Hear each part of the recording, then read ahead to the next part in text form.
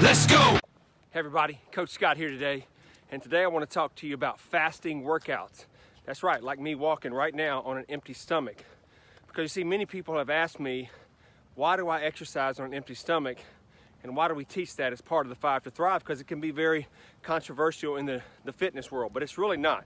So I want to give you my take on not only the science, but the research to support these strategies and why it works so well.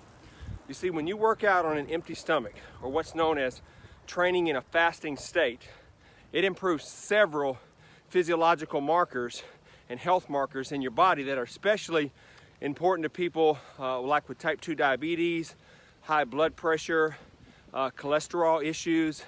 So let me talk about this. So first of all, it improves insulin sensitivity, no doubt about that. So simply put, type 2 diabetes, basically definition is extreme insulin resistance, and fasted workouts can drastically improve insulin resistance. It also improves fat burning, which is the golden grail, by the way. Another deficiency, by the way, that's also common with people with type 2 diabetes. But there's more than just people with type 2 diabetes that can benefit from fasting workouts.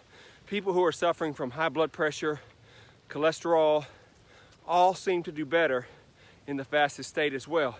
And even if you don't have any of these chronic illness and disease, when you exercise on an empty stomach, you can rapidly improve your body composition and the ability of your muscles to burn fat. This is phenomenal research and studies. And all that research shows that both men and women saw better VO2 max increases when they exercised in a fasting state, helping to boost muscle oxidative capacity.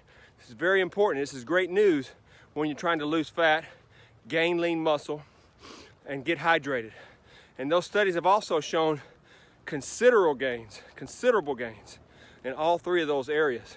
So that's why it's so important that we do it. Now, you got to keep in mind that we're talking about moderate forms of exercise and resistance training. We're not talking about extreme high levels of intensive training. And if you're training at those high levels of intensive training, or you're preparing to run a marathon, for example, it is better to have a loading phase and eat before you're training, and that's always advised. So if you have questions about that, reach out to your coaches, reach out to a nutrition or a exercise physiologist. They most likely can help you with this.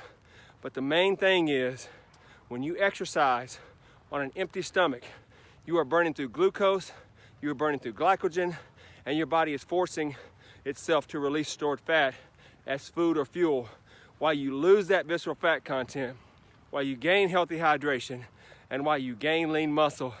And that, my friends, is the trifecta of cellular health. So God bless you guys. I'll see you on the next video. Take care.